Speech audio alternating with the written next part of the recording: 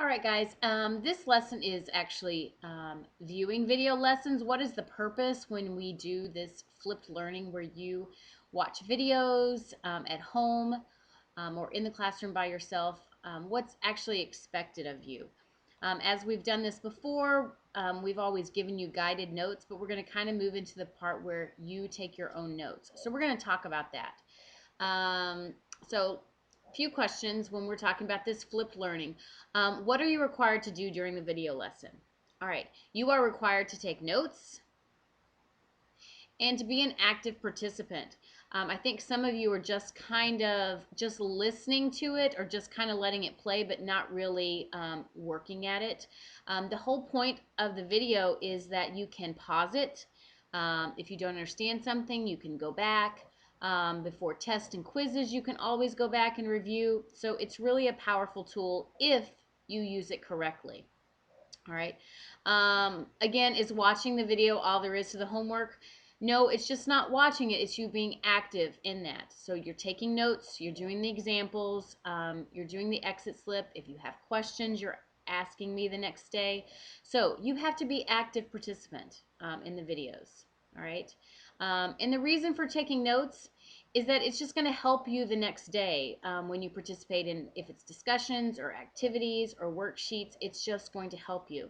Now, if you are a good note taker, then that's going to be something that you can always refer back to. Some of you, not the best at taking notes. So that's what we're going to work on. So we're going to do a little practice here.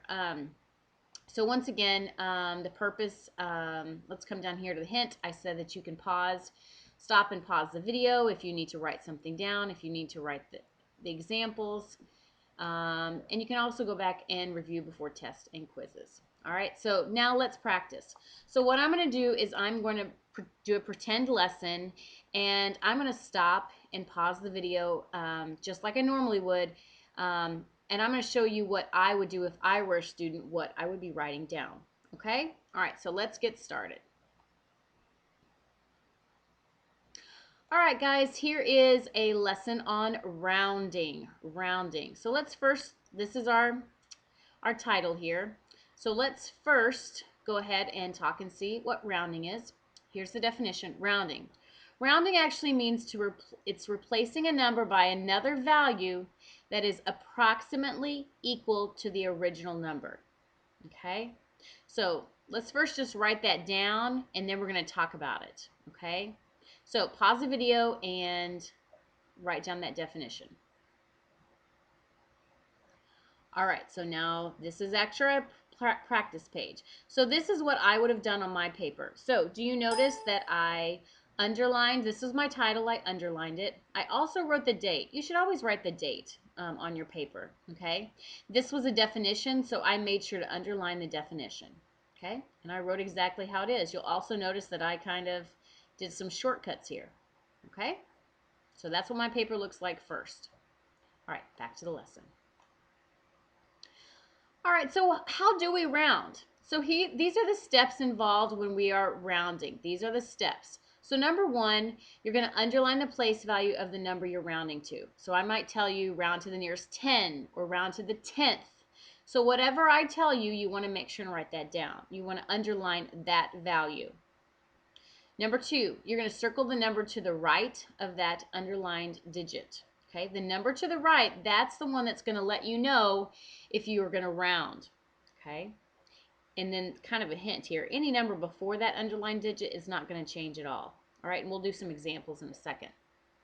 If the circled number is a 5 or higher, then you round that underlined digit up to the next number.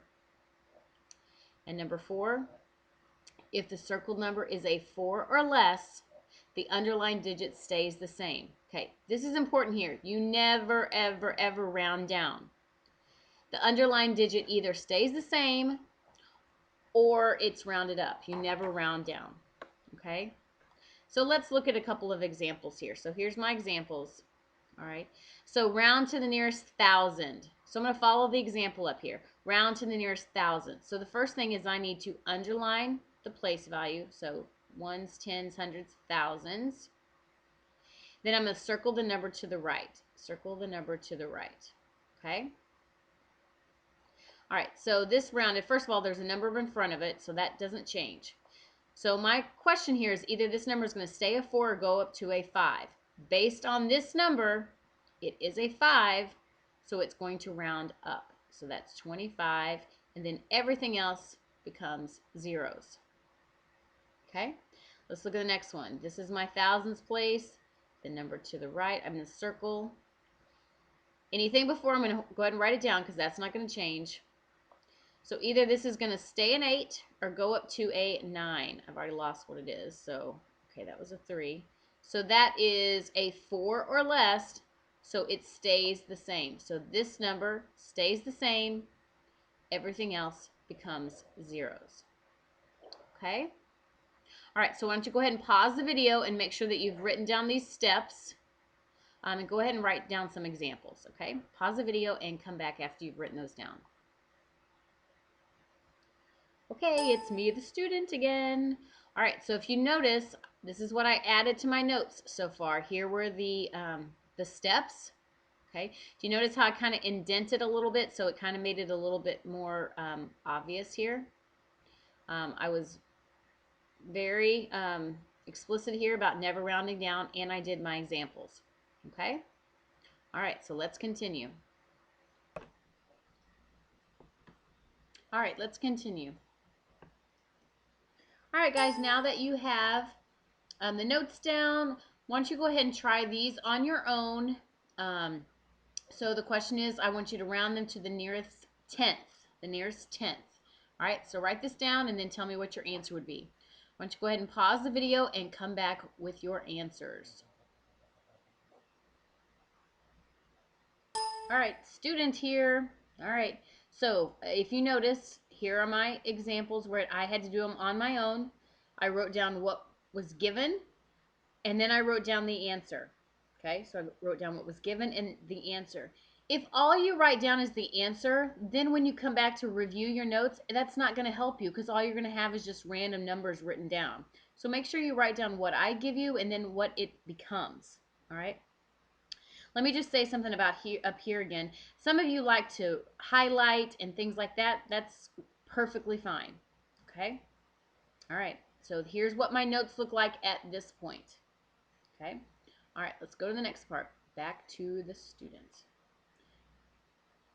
All right, guys, now that you've finished your last part, here is what I want you to come back with. This is my exit slip.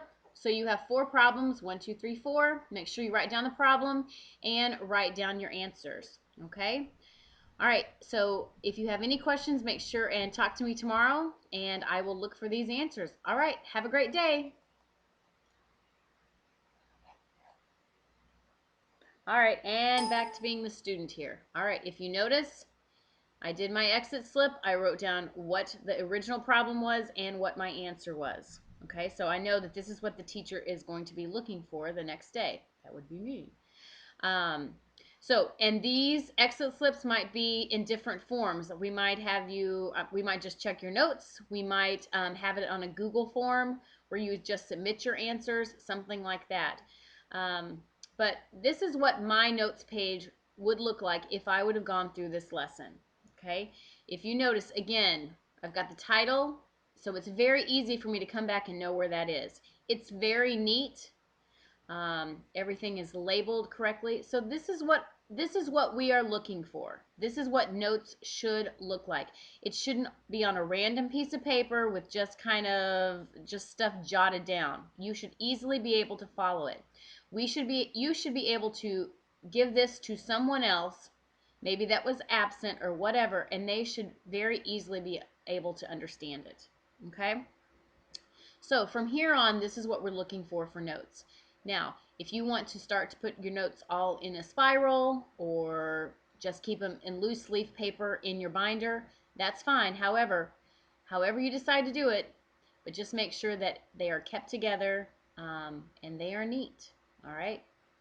All right, I hope this lesson has been helpful to you because now you know exactly what our expectations are for note taking. All right, have a great day.